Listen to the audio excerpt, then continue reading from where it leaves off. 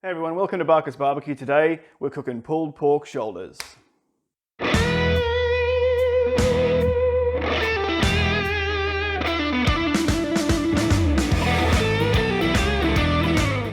Alrighty, let's talk pork. So we've got two different cuts of pork shoulders here today. Now you're going to want to use a pork shoulder when you're using pulled pork. You don't want to use your picnics or your legs because they're typically lean cuts and you're not really going to have a good time when you're pulling those later on. They're going to be quite dry, so just stick with your pork shoulders and you'll be right. So what we've got here is a collar butt from Lindley Valley. There's no bone in these collar butts. They're trimmed as such. They're a really good cut to use for the first time if you're looking to do pulled pork. If you're looking to sort of try and do a bit more of a showpiece for some mates that are coming around, this is what you call a full Boston butt. Now this is an American style cut. This actually does incorporate the collar butt. It's in this section here. So it's just literally this section here on the Boston butt. Obviously this is trimmed off to be a collar butt. So the difference being that this actually has a blade bone inside of it. So if you look on, whereabouts is it? This side here, you can see there's a socket there. There's a socket bone you can see just in there. That's a big, when I talk about the showpiece, that's what I'm talking about. You're going to be able to pull that out at the end of the cook without any force if you've cooked this right. So that's what we're going to use as our yardstick to make sure that I've cooked this right. So now I want to cover off on another thing as well, because sometimes you'll go into a butcher and they will not be familiar with American low and slow cuts. So I've had my friend Ray from Warnbro Meats help me define exactly what you need to ask for to get this. And it's a skinned, square cut shoulder of pork with picnic removed, rib and neck bones removed also. So that's what you need to ask for when you go to your butcher to get this exact cut. So what we're going to do now is we're going to run through how we prep these. All right, so let's make a start on the Boston butt. So what you're going to want to do is you're just going to want to leave a thin layer of the fat on the top. Now if you look up here, you'll see there's a bit of a thicker layer here. So we just need to get our knife and just trim off the bulk of all of that. Just keep running your knife down. You're going to want to leave, like I said, a thin layer on, you know, because you can with these pork butts. So just keep trimming away until you're happy. Try not to have any openings like that. Just trim it down, just so you're not having any hard fat.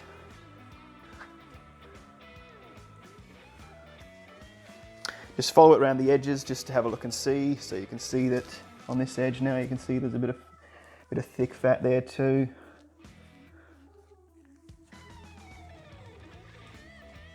Okay.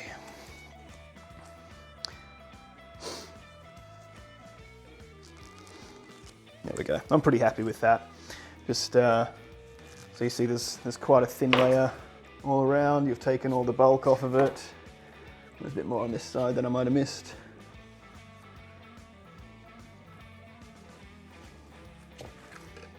But yeah, I'm pretty happy with how that's looking.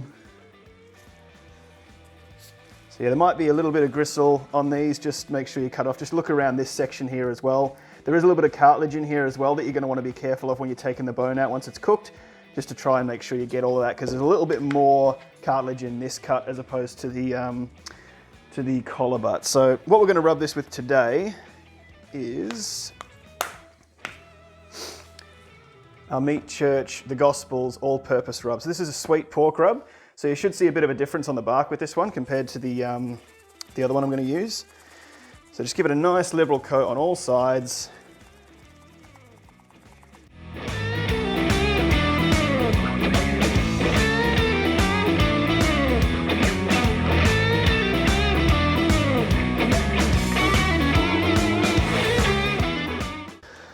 Okay, so just press that in. We're going to let this sit just on the counter for about maybe 20 minutes, half an hour, just to let this rub sort of set and stick in there. And in the meantime, we'll start prepping up that collar butt. All right, so let's get on with the collar butt now. So I've just unwrapped this, and basically we're pretty much done with trimming. That's what's really a benefit about using these collar butts, is there's really little work. So you just want to obviously check it over, make sure.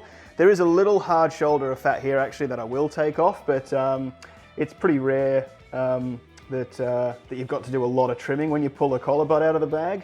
It's yeah, they're awesome. You can pick them up from You can pick them up from Spud Shed. You might look for a pork scotch as well when you're looking in a different place like that. But yeah, these are always going to be available at your local butcher shop as well.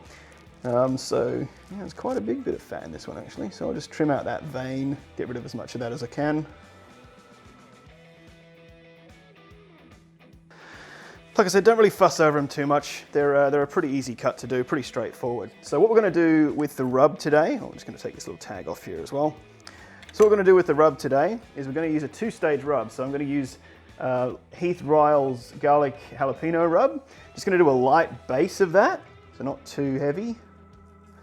I want to try and build a bit of flavour on this one. I've not actually done much with using a two-stage rub before. I did it on my tri-tip video with Cattleman's Grill and Boar's Night Out White Lightning, but I've not done it with the Heath Ryle stuff, so I want to give this a try and see how it goes. So just a light rub on all sides. Not as heavy as we went with the Boston butt, just a light coat, because you want to be able to have the second stage rub stick as well. So there we go, just on all sides. Press that in. Okay, so we've got a light coat of that. Press it in on all sides. We're going to leave that for about 10 minutes and then we'll be back to put our second stage rub on, which will be our Heath Ryle's pecan rub.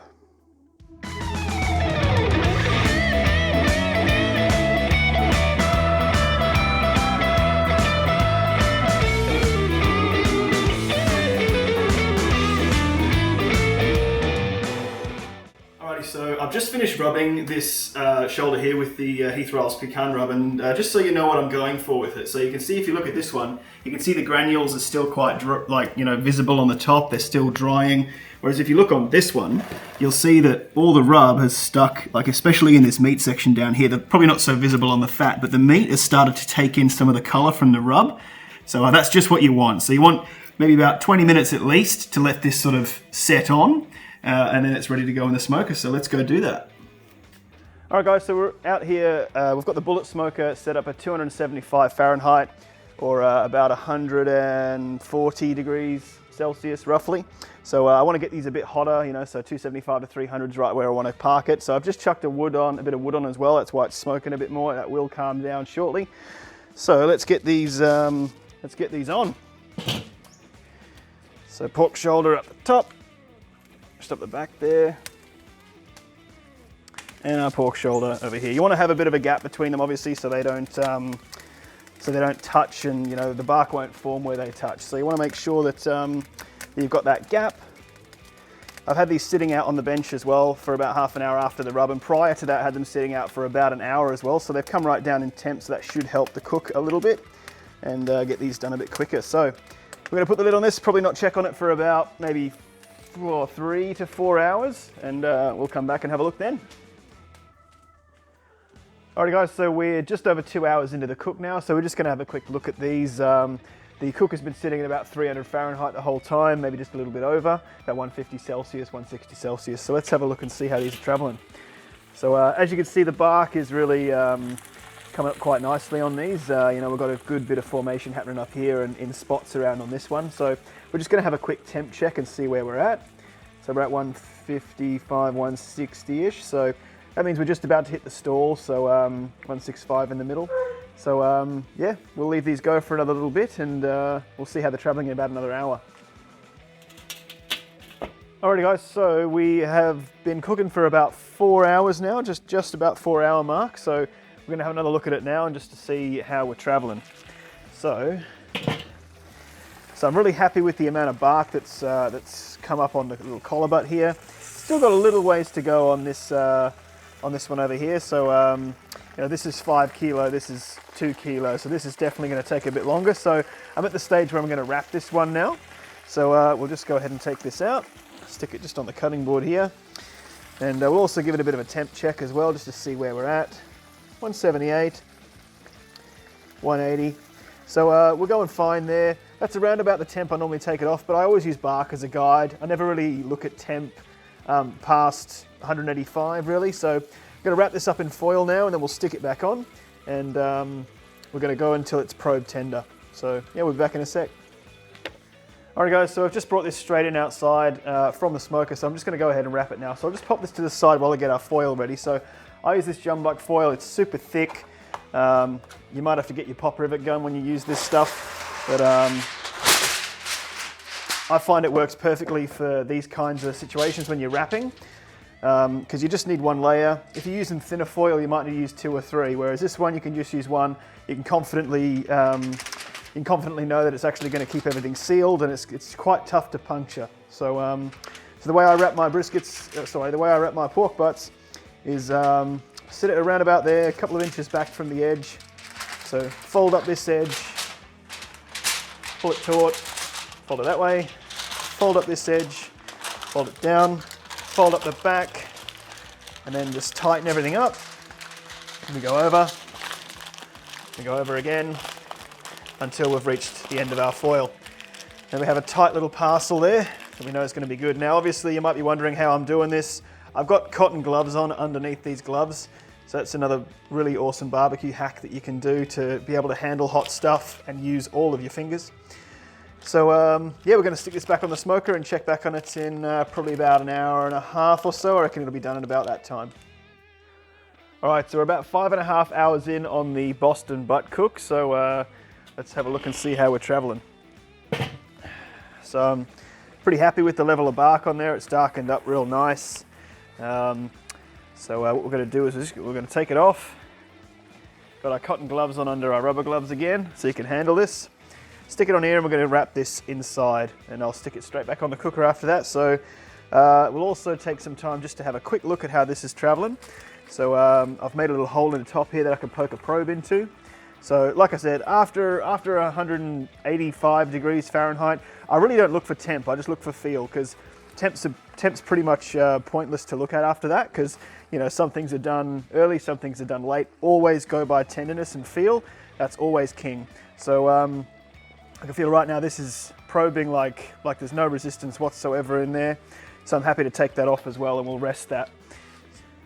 All right guys, so we're just going to start wrapping the Boston butt now. So just plonk it into the foil there. Get a nice big piece of foil, and we're just going to put this up. Start wrapping it up around the sides. So get that crowded in there like that. And look at folding that just lightly there. I'm going to lift up and over.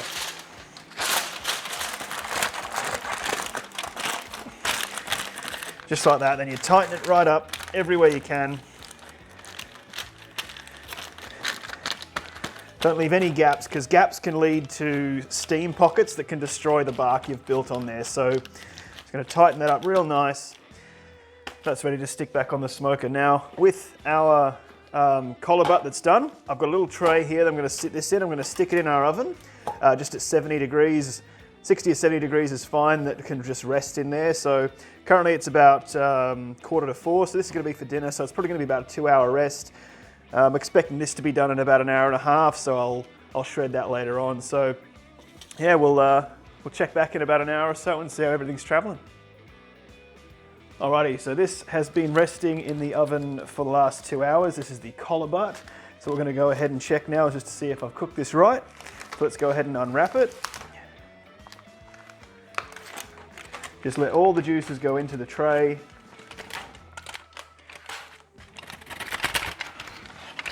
Let it fall out. So let all those juices pour out into the tray. And just ball up that foil, chuck it aside. As you can see, the bark has stayed on quite nicely on there. And what we're going to do now is we're going to shred it and see how it turned out. So ready? That's just falling apart. Pull it apart, piece of cake. Perfect. It's just what you want.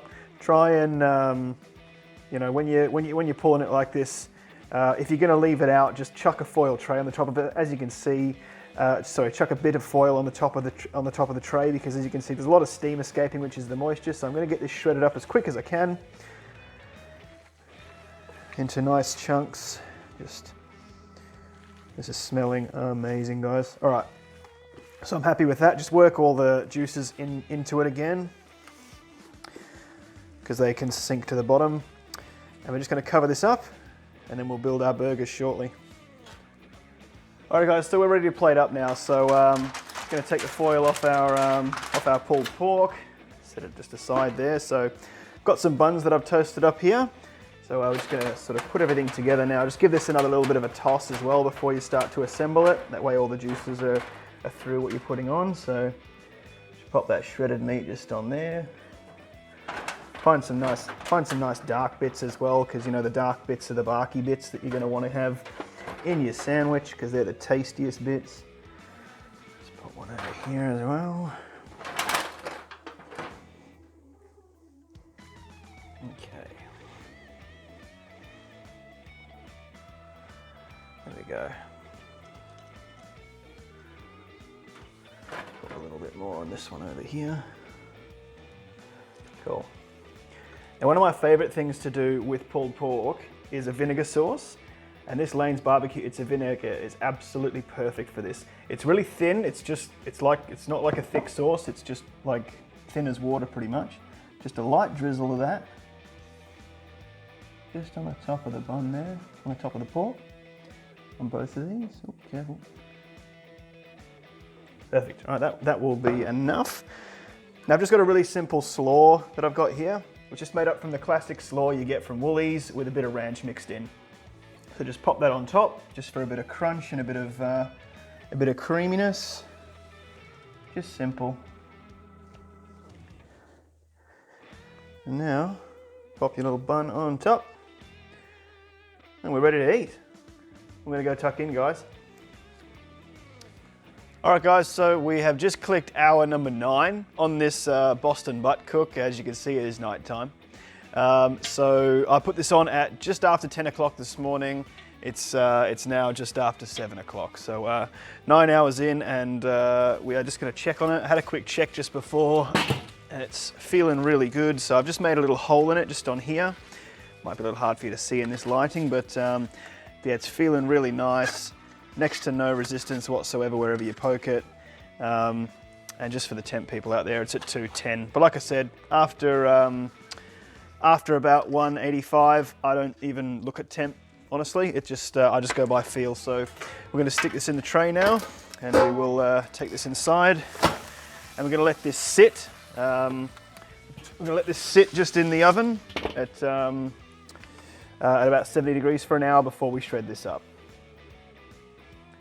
All right, guys, so we have had the Boston butt resting in the oven for the last hour. So we're gonna go ahead and see how it's turned out. So we're just gonna unwrap this, make sure all the juices go into the tray here, just carefully. Try to lift this out if I can. I'll just have to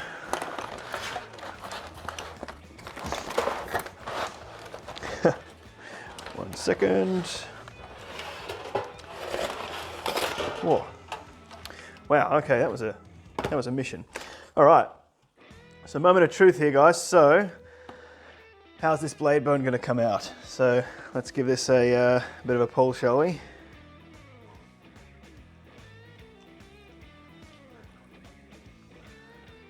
Oh, look at that. Clean as a whistle. Maybe a tiny bit of meat just on there, well, not even. That's just what you want. You want it to pull out just like that. Clean as a whistle and easily. All right, so without further ado, let's shred this up. So don't forget to just wash it around. Now, you will also want to look out with the Boston butts, there can be a piece of cartilage through it. So I don't know if I'll be able to find it on the video here, but just be aware that there is a little bit of cartilage. You will come across it when you eventually shred the whole thing and start plating up, but just be aware that there is a section of cartilage that you just got to watch out for. But I think I might have found it. There it is. Yeah, so it's that stuff. Just like, it is quite soft. Some people eat that. I'm not one of those people, unfortunately, but So yeah, just that bit of soft cartilage. So just keep an eye out for that stuff. And but yeah, this is all coming apart beautifully, just how I want it. So now I'm going to find out and have a think about what I'm going to do with all this pork.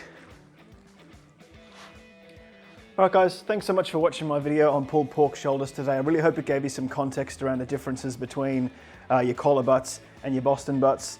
Obviously, when you're pulling out that bone in front of your mates for the Boston butt, it's always a really good showpiece. So it's definitely worth investing in it and cooking one of those, because you get such a higher yield out of the Boston butt as you do for the collar butt. But having said that, the collar butts do cook quicker, obviously.